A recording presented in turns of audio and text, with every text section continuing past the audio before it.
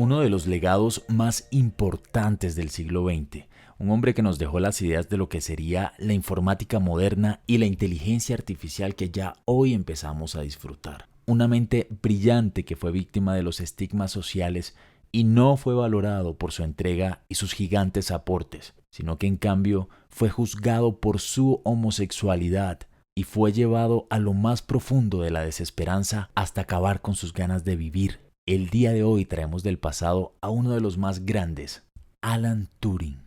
Bienvenidos al episodio 7 de Biografías, Viajes en el Tiempo.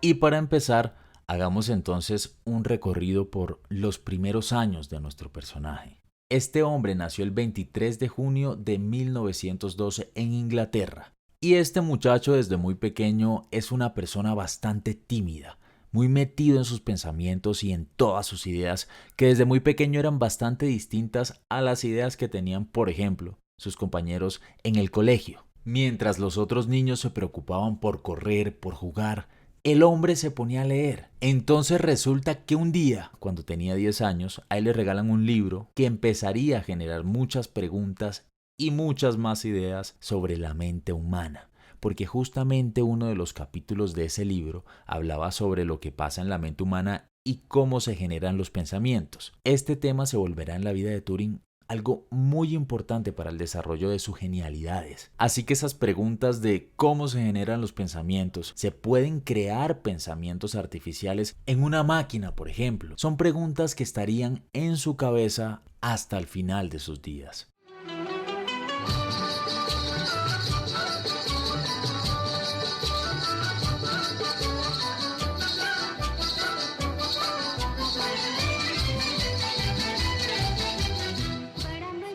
La familia de Turing tuvo la oportunidad de vivir varios años en la India porque su padre, Julius Madison Turing, hacía parte del servicio civil de la India. Recordemos que para esta época la India seguía estando bajo el dominio británico y así seguiría siendo hasta bien entrado el siglo XX en el año 1942-47. El punto es que a pesar de esto, Turing recibe una formación típica de una familia inglesa. Esa era una formación cuadriculada, rígida, basada en la disciplina, una formación que aborrecía todo lo que tenía que ver con la originalidad, la expresión, el descubrimiento y más bien se ceñía a lo conocido, a lo que ya estaba establecido como único camino hacia lo correcto. O sea, le tenían miedo a lo diferente, cosa que no simplemente le pasaba a los británicos y no simplemente pasaba hace 100 años. Es algo que todavía seguimos viviendo y a pesar de que las sociedades han avanzado en muchos temas y han abierto su mente, lo desconocido y lo diferente sigue provocando temor. Entonces, con todas estas ideas de alguna forma limitantes, la familia de Alan tenía algo así como el sueño de que él entrara a una escuela pública. Pero resulta que este no era el lugar indicado para una mente de su calibre, con todas esas ideas y con todas las habilidades que ya él había empezado a mostrar desde temprana edad. Sucedía que las escuelas públicas estaban hechas para educar, pero hasta ahí. No eran lugares para formar a grandes científicos. Así que Turing, desde muy pequeño, con esa mente inquieta, empieza a suplir toda la educación elemental que recibe en la escuela con investigaciones propias sobre temas de matemática, biología, mejor dicho, todo lo que le interesaba, empezó él a investigarlo por su cuenta.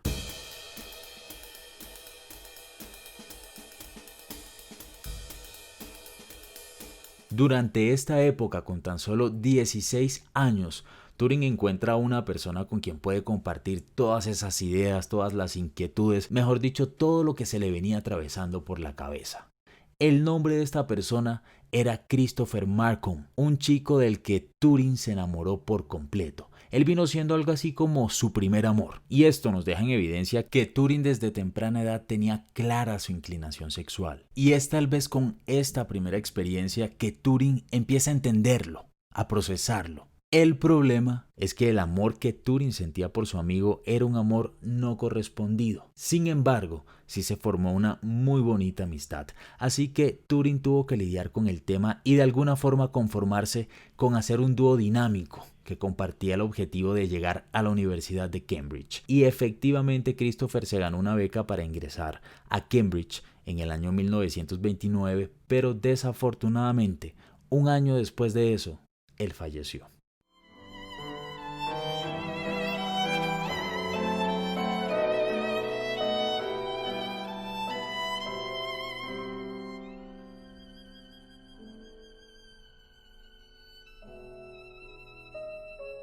Esta muerte, además de afectar profundamente a Turing, también despierta la idea de que Christopher lo acompañaba, pero no desde el punto de vista espiritual o religioso. Él tenía ideas más profundas sobre la naturaleza de la mente que lo llevaban a pensar que la mente de su amigo, de alguna forma, permanecería encarnada en el mundo físico. Esas ideas estaban influenciadas por el descubrimiento subatómico que recordemos que se dio a principios del siglo XX, cuando se descubre que el átomo no es la partícula más pequeña, sino que el átomo está compuesto por electrones, protones, neutrones, y estas partículas que componen al átomo son mucho más pequeñas todavía. Con todo este descubrimiento se empiezan a cuestionar las ideas que se tenían sobre la materia y la energía. Así que Turing también empezaba a cuestionar y hacerse preguntas sobre la verdadera relación que existe entre la mente y la materia, en este caso, la mente de su amigo y su cuerpo ya muerto. Entonces, con todo esto en la cabeza, Turing ingresa al King's College de la Universidad de Cambridge. Y es aquí en King's College donde él empieza a desarrollar o acercarse más profundamente a la física y tal vez a la física cuántica. Una cosa llevó a la otra y este hombre fue físico, matemático, informático, criptógrafo, filósofo, lógico, atleta, mejor dicho, hizo de todo. Algo único de King's College que Turing debió encontrar tan pronto llegó es que existía una atmósfera de apoyo moral para las personas que eran homosexuales. Before I knew where I was at, I found myself upon the shelf and that was that. I tried to reach the moon, but when I got there, all that I could get was the air. My feet are back upon the ground. I've lost the one girl I found.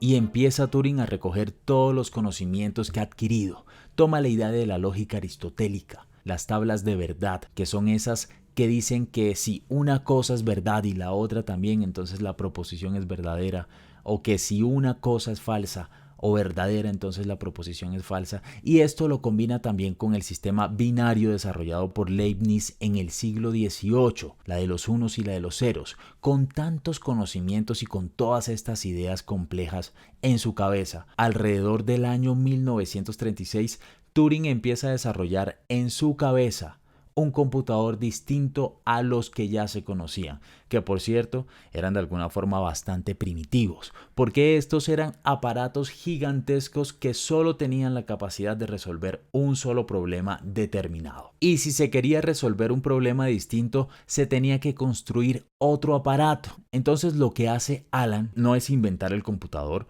porque el computador ya existía, pero lo que él sí hace es crear las bases para los computadores que conocemos hoy en día, las bases de la inteligencia artificial. Lo que hizo Turing fue básicamente desarrollar la posibilidad de poner a correr varios programas en un computador para que una sola máquina, que seguirían siendo gigantescas durante muchos años, tuviera la posibilidad de resolver cualquier problema siempre y cuando ese problema pudiera traducirse a expresiones matemáticas. Y luego pudiera reducirse a una cadena de operaciones lógicas con números binarios en las que solo cabían dos decisiones, o verdadero o falso. Eso era una mezcla con una cantidad de ingredientes entre los que tenía física cuántica, fisiología, filosofía, lógica, álgebra, y hace una preparación exquisita y bastante útil para el mundo porque básicamente ese es el sistema que seguimos teniendo en nuestros computadores actualmente. Todo se resume a programas que están en todo momento tomando decisiones entre el sí y el no, Y cuando algo sale mal, pues se bloquea el programa o el computador se bloquea y toca apagarlo o reiniciarlo.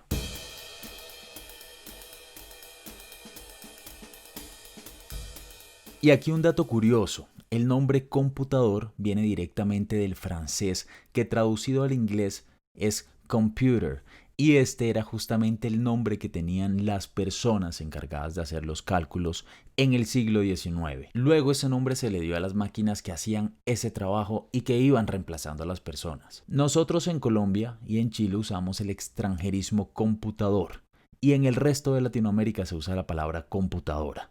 En España se usa la palabra ordenador porque se usa la traducción directa desde el francés.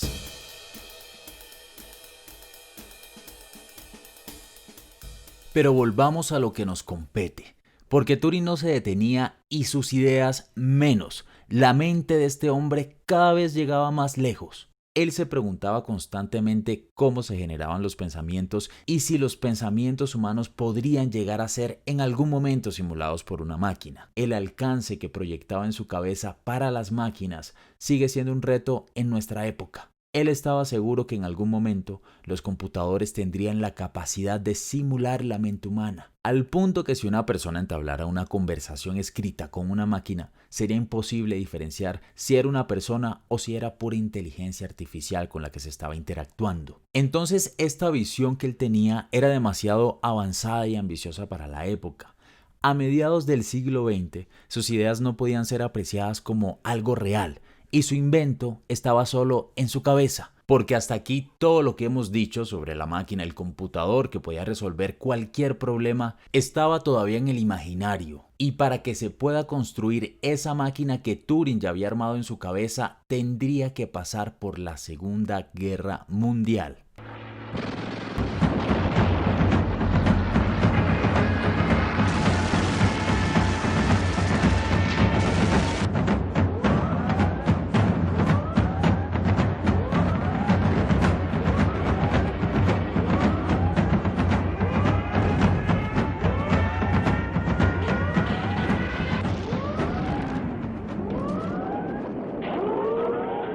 Resulta que la genialidad y la brillantez de Alan Turing le quedaba clara a todo el mundo, a cualquier persona que conocía y a cualquier universidad a la que llegaba. Entonces una cosa llevó a la otra y llega el momento cuando lo contratan en el equipo de inteligencia británico de criptografía. Este grupo de personas lo que buscaba era descifrar los códigos alemanes en medio de la guerra. Pero los alemanes se la habían puesto bien difícil a los aliados, porque ellos cambiaron la forma de enviarse mensajes secretos a un nivel que se consideraba imposible descifrar. Ellos crearon una máquina que se llamaba Enigma.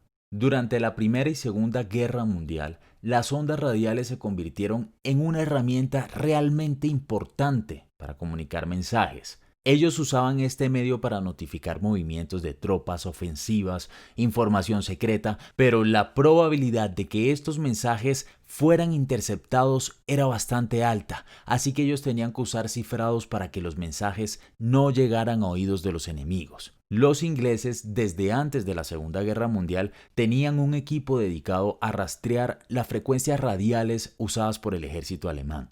Entonces ellos transcribían todos estos mensajes incomprensibles y encriptados por los alemanes, pero Enigma fue realmente imposible de descifrar hasta que llegó Alan Turing.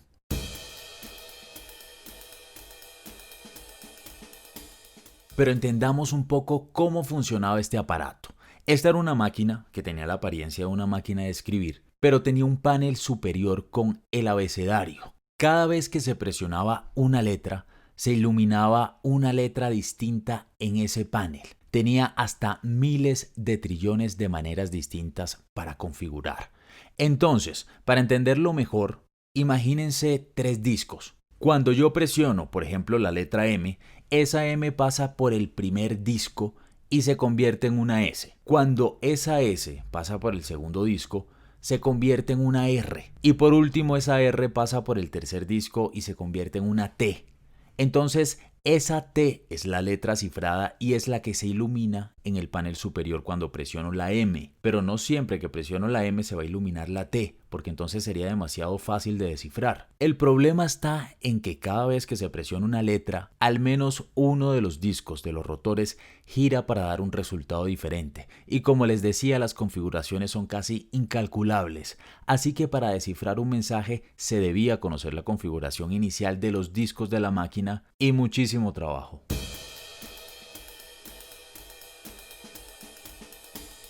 El 4 de septiembre de 1939, un día después de que Gran Bretaña ingresa a la guerra, se comunicaron con Turing para ingresar a Bletchley Park. Este era el lugar donde estaba el centro de inteligencia británico. Entonces, tan pronto Turing llega, descubre en poco tiempo el funcionamiento de la máquina Enigma con unas réplicas entregadas a Gran Bretaña por los polacos. Los polacos se las dieron antes de que Polonia fuera invadida por los alemanes el 1 de septiembre del mismo año, en el 39.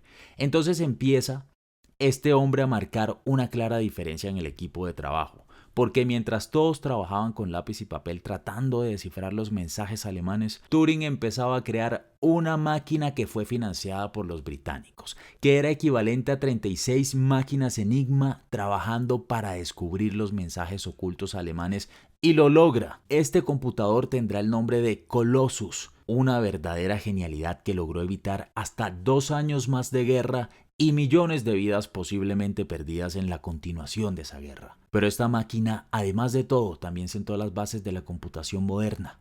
En este periodo, el hombre crea una relación muy cercana con una mujer llamada Joan Clark. Esta era una matemática y la única mujer trabajando codo a codo con Alan. Una mujer bastante inteligente también, y quizá fue eso lo que de alguna forma atrajo a Turing, pero su inclinación sexual no era algo que se podía aprender o apagar. Así que al final el hombre terminó confesándole a Clark que él era homosexual. Fue una sorpresa para mí cuando él me dijo, creo que probablemente sus palabras fueron, ¿considerarías casarte conmigo? Pero a pesar de la sorpresa, realmente no vacilé en decirle que sí. Entonces él se acercó a mi silla y me besó. Nosotros no teníamos mucho contacto físico. Ahora, el día siguiente, después del almuerzo, él me dijo que él tenía esta tendencia homosexual. Here's the very note, this is what he wrote. Can't get away to marry you today. My wife won't let me.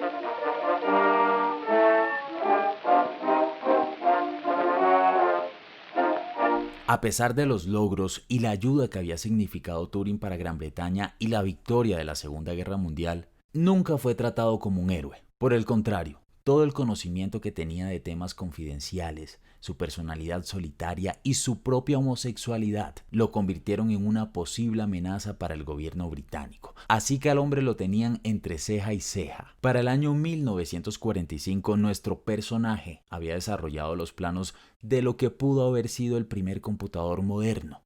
Para el año 1950, o sea, 5 años después, él casi fue clasificado para participar en los primeros Juegos Olímpicos de la posguerra, porque además de todo, a este hombre le encantaba correr y era un atleta impecable.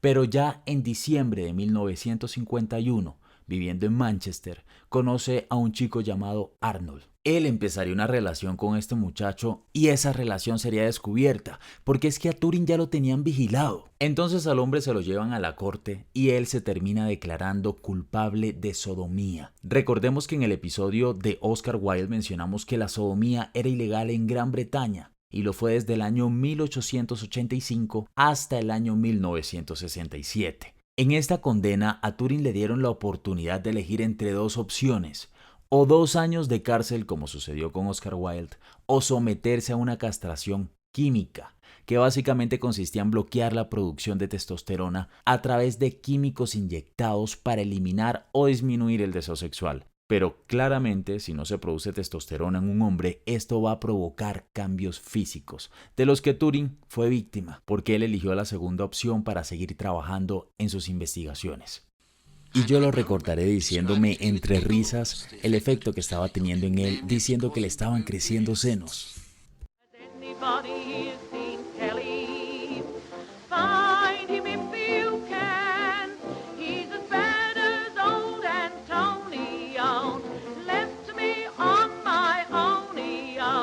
Has anybody seen Kelly?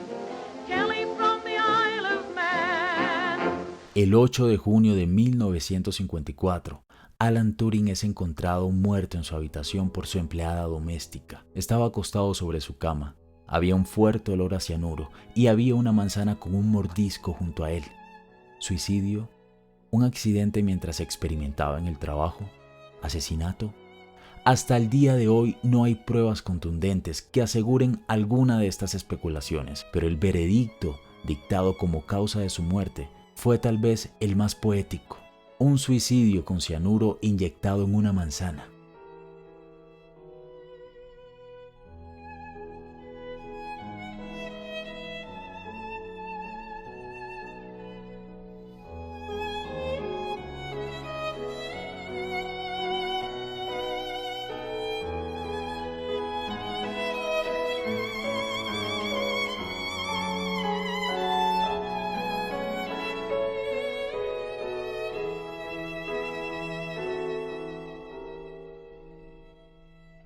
Que Apple haya usado como logo una manzana en honor a Turing sigue siendo un mito, una teoría, una leyenda urbana. Lo que sí es cierto es que este hombre es merecedor de los más grandes honores y homenajes. Y el verdadero homenaje vendría en el año 1966 por parte de sus colegas, quienes empezaron a entregar el premio Turing, que es en pocas palabras el Nobel de Informática.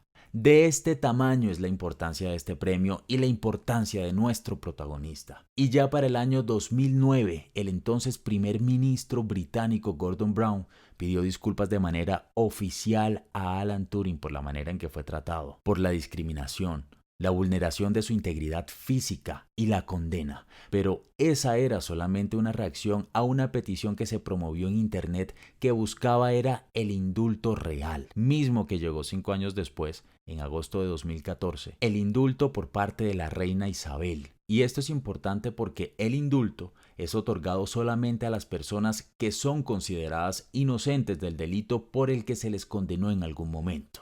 Y es justamente después de este homenaje que la familia de Turing decide pedir el indulto para las más de 50.000 víctimas de la ley británica contra la sodomía.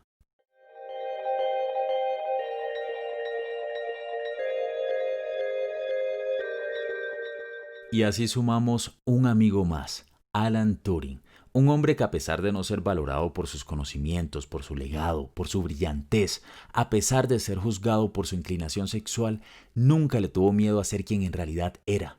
Un hombre enamorado de los hombres con una mente prodigiosa que dejó un legado innegable de los más grandes del siglo XX que hasta el día de hoy no termina de crecer. Y aquí quiero hacerles una pregunta. Después de escuchar esta historia, ¿sigues creyendo que hay algo que de verdad te pueda limitar? De esta forma nos despedimos de Alan Turing y yo me despido de ustedes. Hasta la próxima.